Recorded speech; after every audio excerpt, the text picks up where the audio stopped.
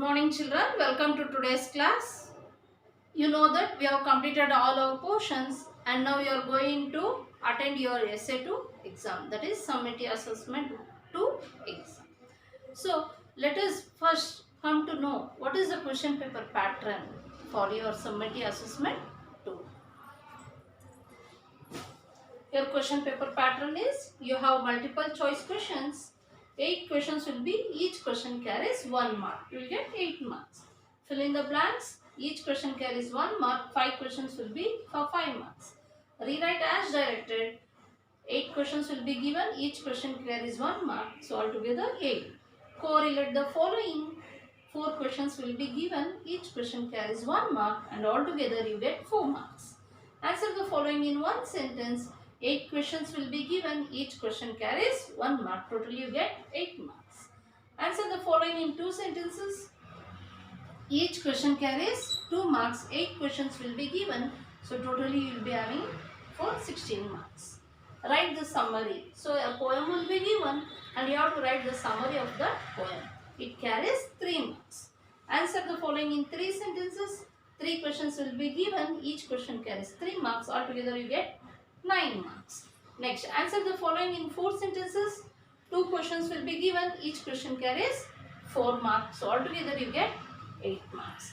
Next, reference to context. Each question carries 3 marks. There will be 3 questions and altogether you get 9 marks. Then a letter writing will be given. You can write a formal letter or informal letter. 2 kinds of letters will be given. So one letter will be given. It carries 4 marks. And then passage, one passage will be given. In that passage, few questions will be given related to the passage. You have to read the passage and answer the questions given there. 4 questions will be given. Each question carries 1 mark. Altogether you get 4 marks. Then a paragraph, you have to write a paragraph. So it carries 4 marks. Only one paragraph you are going to write. There will be option there.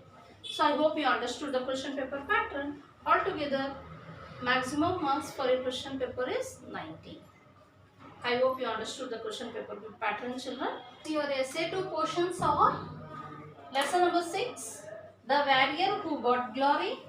Poem number 6, the patriot. Lesson number 7, the parable of talents. Poem number 7, the kitten at play. Lesson number 8, the dinner party. Poem number 8, another chance. Lesson number 9, the challenged conqueror Pandit Dr. Puttraj Gawai. Poem number 9, the outsider. Lesson number 10, moving pictures. Poem number 10, roadways. As from lesson number 6 to lesson number 10 and poem number 6 to poem number 10, you have for your essay 2, that is summative assessment 2, children. Now let's revise once, recall what you have learnt in the regular classes. For your summative assessment 2, let us revise once. First, lesson number 6, the warrior who got glory. About whom we are speaking in this lesson? We are speaking about Sam Manekshaw. We speak about Sam Manekshaw.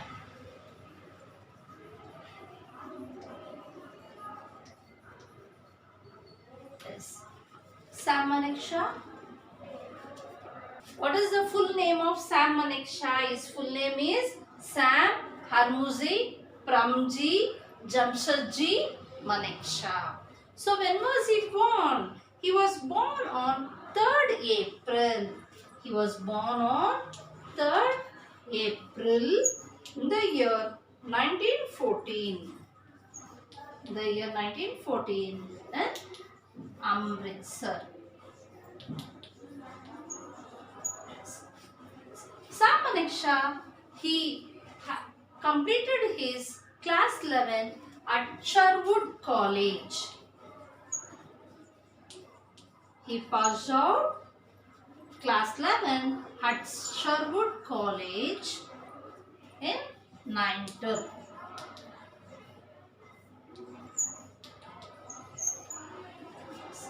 After completing his college, then he appeared for Indian Military Academy.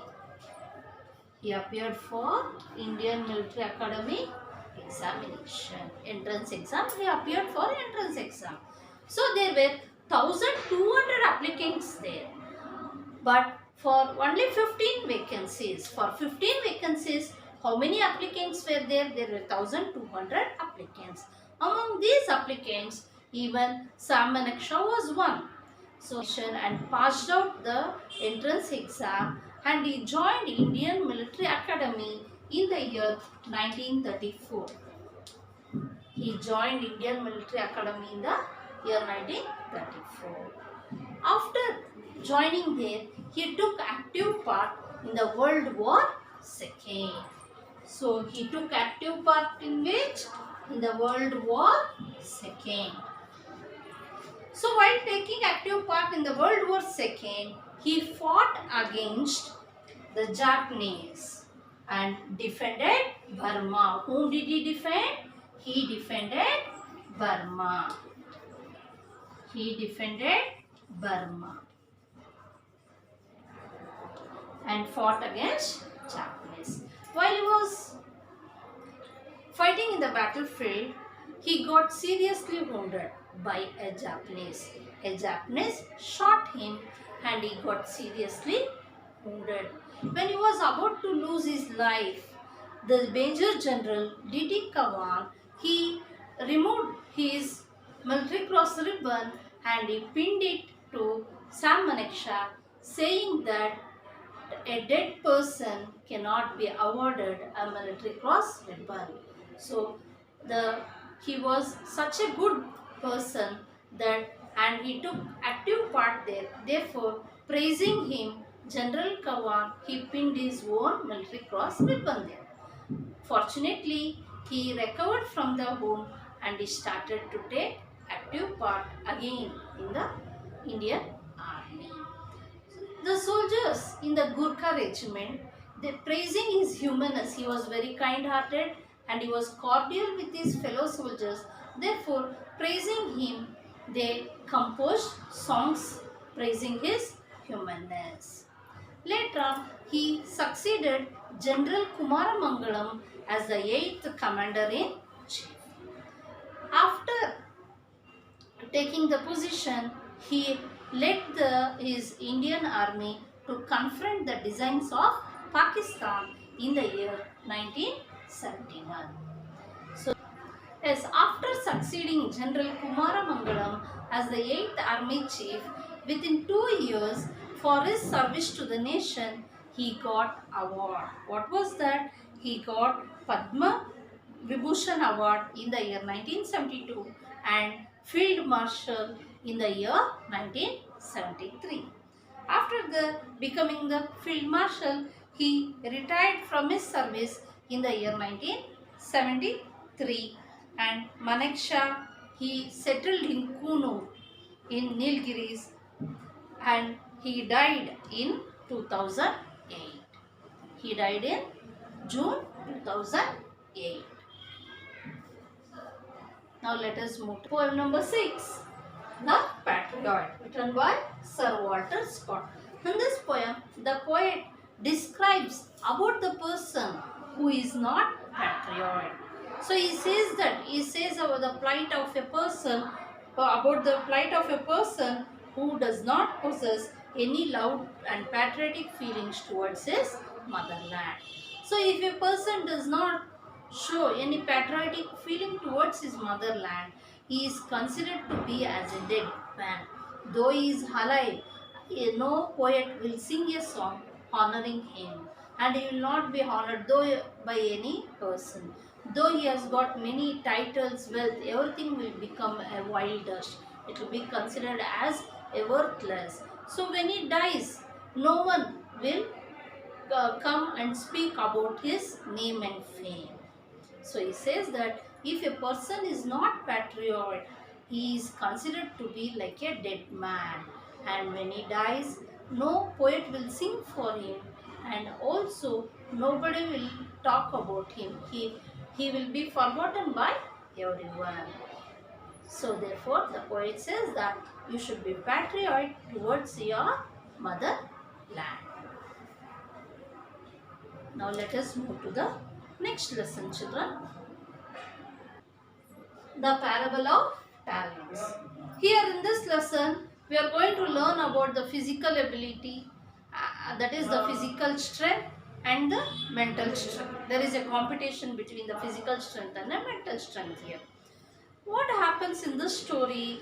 A man, that is the master, he has to go on a journey. So he calls his servants and he says them, he gives them few talents to them.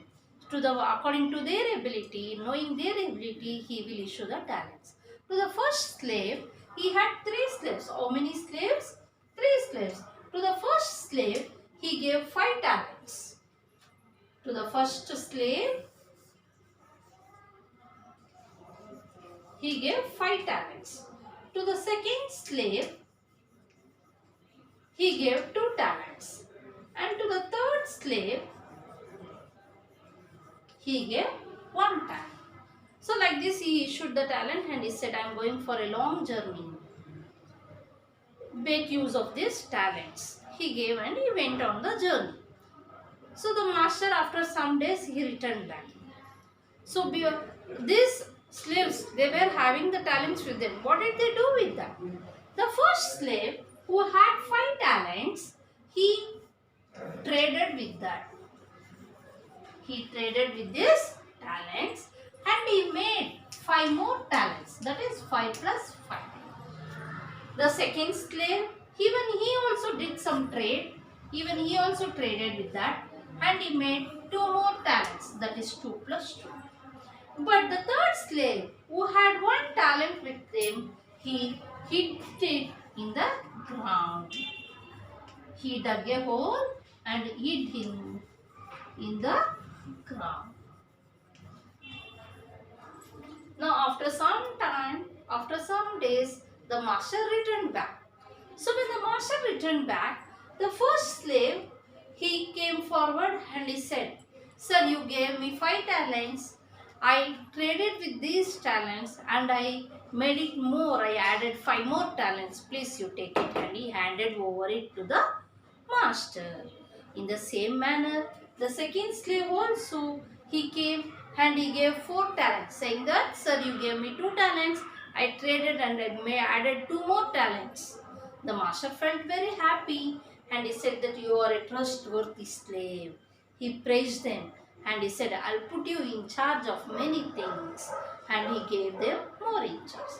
First, what did the third slave do? The third slave, he came, he brought 1 talent and he handed over it to the master. And he said, I know you were a harsh man. I know that you reap where you do not sow, and you gather where you did not scatter. So therefore, hearing to this, master got angry and he said, you know that I reap where I did not sow and I gather where I did not scatter. You lazy, if you had invested this talent in a banker, at least I would have got the interest. You did not do that also. You are very lazy. They scolding him. What did the master do? He took back the talent from him and he handed over the talent to the one who had already got 5 talents. So what does it mean, children? Always you should be active and you should make use of your ability, should make use of your talents and try to improve. Each one will be unique. I hope now you understood this lesson. Now let us move to the next poem, that is poem The Kitten and Play. Yes, the poem The Kitten and Play is written by William Wordsworth. The poet is William Wordsworth. In this poem, the poet speaks about a kitten. It is the poet which is speaking about the kitten which is sporting with the leaves that is falling from the elder tree. Sporting means it is playing. The kitten is on the walls. It is sitting on the wall and it is playing with the withering leaves, the falling leaves that is falling from an old tree.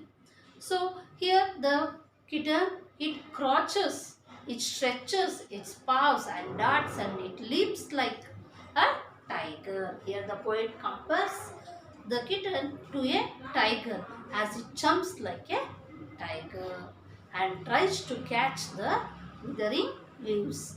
So first it was catching 1, 2 and 3. Then it started to catch 3 to 4 like an Indian conjurer. What do you mean by conjurer? Conjurer means magician who shows his fear stunts. So therefore here the poet compares the kitten as it is playing with the leaves very quickly. It tries to catch it as fast as it can. So it tries to catch 3 to 4 leaves at a time. So here he compares the kitten to a tiger which jumps very fast. And then the poet he also says that the kitten is watched by others. So when the kitten is playing with the leaves, many are gazing at it. Then too the kitten did not care to anyone. It was just playing with the withering leaves. It did not care. Here, what is the kitten name in this poem? The kitten name is Tabby. The poet has named the kitten as Tabby. I hope you understood now. Now let us move to the next lesson, the dinner party. The author of the lesson, The Dinner Party, is Mona Gardner. In this lesson, a discussion goes on there. So first, a dinner party is arranged. Who arranged the dinner party? Colonel and Mrs. Wines. Colonel and Mrs. Wines. Yes, Colonel and Mrs. Wines. Mrs. Wines is the wife of Colonel. Both of them, they have arranged a large dinner party. So they are the host here. The dinner party was arranged by Colonel and Mrs. Wines. Colonel and Mrs. Wines, they arranged a large dinner party. So here the guests were army officers, their wives, government officials and American naturalist. What do you mean by a naturalist? One who studies about plants and animals, you call him as naturalist. Here, in the dinner party, usually when we join a party, we start to discuss any matter. So in the same way, here a discussion was going on. A girl was started a spirited discussion. What was it? She said that once a woman, she jumped on a chair at the sight of a mouse. So at that time, Colonel said, yes, when a woman is in crisis, when she is in any crisis, that is in any problem, usually she starts to scream. But a man, he has more self-control than a woman. So here the discussion was going on about the self-control, whether a man has a self-control or woman has a self-control. But the American naturalist, he did not join the discussion. He was just was watching the guests who had come over there to attend the party. At that time, he found that Mrs. Wines, she was sitting on the dining table and her eyes or muscles all started to contract and her eyes widened. She looked as if she is frightened. So at that time, she called her servant with a gesture. Gesture means signal. With a sign, she called. The servant came to the table of Mrs. Wines. Now Mrs. Wines, she whispered something with the servant. Whisper means speak in a low voice. She whispered something. Hearing to those words, even the servant got frightened. So all these things naturalist was observing. American naturalist was observing. So then he found that this servant, he placed a bowl of milk outside the veranda. So this dining room where the dining was going on, it was a spacious dining room with bare marble floor. So it was empty and filled with marble floor. So it had open glass doors. It had a very wide glass doors which were open. So now here this servant, he placed the bowl outside the veranda. Bowl of milk. To whom do you offer a bowl of milk usually in India? American. He understood that in India a bowl of milk is offered is a bite for a snake. So he understood that there is a snake in the dining room. If he announces this, all the people there, it creates a commotion. Everyone will scatter and anybody might get hurt. The snake might bite anyone in fear. Therefore, what did he do? He thought a few seconds and then he stood up and he announced that now I will count until 300. Everyone should sit like a stone images. If anybody moves a muscle, they have to forfeit. Forfeit means lose. They have to lose 50 rupees. Now everyone agreed and the American he started to count. So when he was about to count 208, he found that a snake it moved out of the dining room and it started to have a bite in the paw. Suddenly he jumped and went and he closed the doors.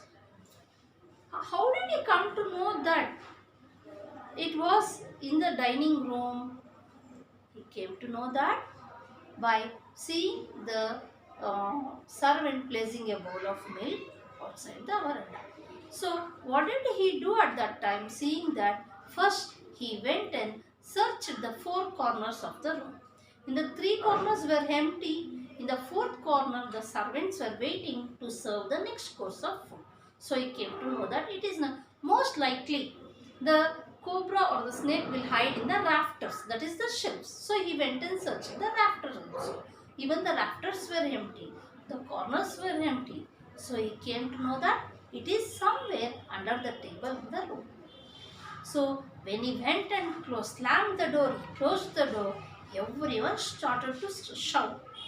Then everyone praised him, saying that you have done a good job. But here, what did the American do? And everyone also said, Colonel, you are right, a man has more self-control. But now, the American, he looked at Mrs. Vines and he questioned her, how did you come to know that there is a snake in the room? She just gave a faint smile and she said, it was crawling across my foot. So it was crawling on the foot of Mrs. Vines. So when it crawls, did she shout? No. That means who has more self-control here? Mrs. Vines. So now everyone understood that even woman has more self-control. I hope you understood the lesson now. Let us move to the next poem. Another chance. The poet of the poem Another Chance is Helen Steiner Rice. In this poem, the poet talks about we everyone take a chance to start a fresh beginning. We make a mistake. When we make a mistake, you have to correct your mistake and start a new one. You have to correct your mistakes and you try to change the failure into winning. He says that we often wish for another chance to make a fresh beginning and a chance to blot out our mistakes and change failure into winning.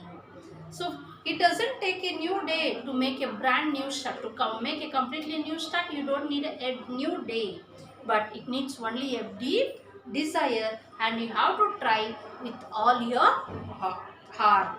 And then to live a little better tomorrow, we should always be forgiving, because and then we should think that there is always a tomorrow and there will be a sunshine.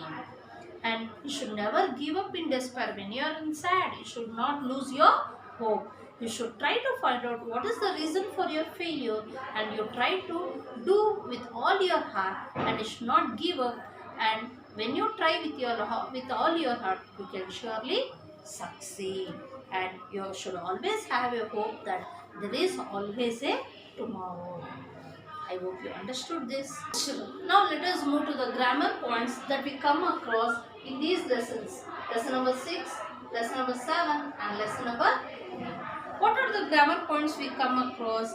We come across first the changing of the verbs into nouns. For example, you look here, examined. So I have to change this verb into a noun. How can I change it into a noun? I can change it into a noun by adding ION. Examine, examination. The noun form of examine is examination. And then dedicate, dedicate, dedication. Dedicate, dedication. And the next, contribute, contribute, contribution.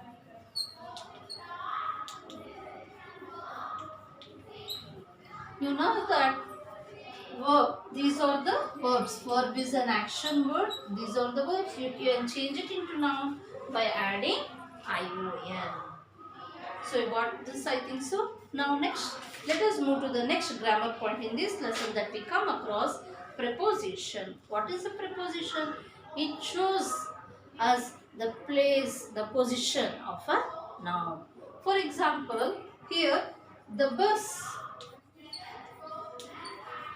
leaves dash 8 a.m. Yes. I have to use a suitable preposition.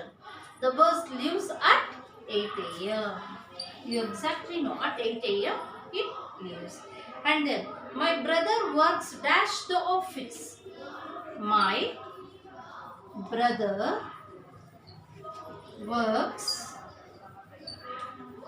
dash the office. Yes. My brother works in the office. There was an earthquake. There was an earthquake dash Gujarat dash 2004. What does it mean? There was an earthquake at Gujarat in 2004. So if you understood now how to use the prepositions. Now let us move to the next grammar that we come across in the prose here, the parable of talents. We come across the past form. How do you come? Right here, look at this sentence children. The cobbler mends the shoes. The cobbler mends the shoes. Now here the verb is mends. I have to change it into the past form. How to write? The cobbler. It is in past form you have to write. Okay? That is in the past tense. The cobbler mended the shoes. The cobbler mended the shoes. The same manner. Look at this sentence. Raghu paints the picture. Raghu paints the picture. This here paints. You have to change it into past form. How do you write? Raghu painted. Raghu painted the picture. Raghu painted the picture. Yes. What do you mean by past form? That is in the past tense. Present means that verb, the action that takes place now is known as present tense. The action that has been already completed, you call it as past tense. The action that is going to take place, you call it as future tense. I hope now you understood how to change it, the verb into past form. So next we come across about the degrees of comparison. You know what is an adjective? Adjective is a describing word. It describes a noun. Here, look at these adjectives now. Strong, fine, difficult. So these are the adjectives here. Its form is said to be as it is in positive degree.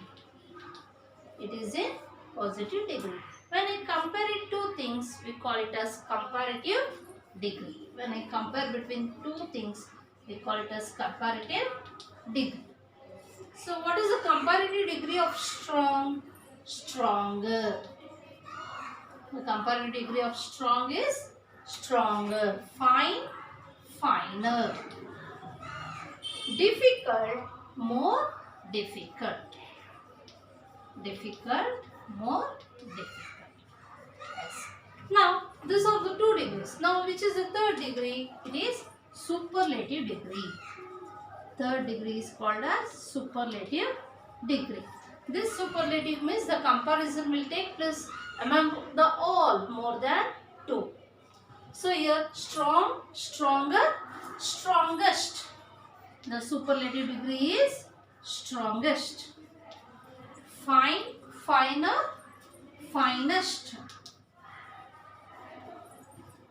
Difficult, more difficult, most difficult.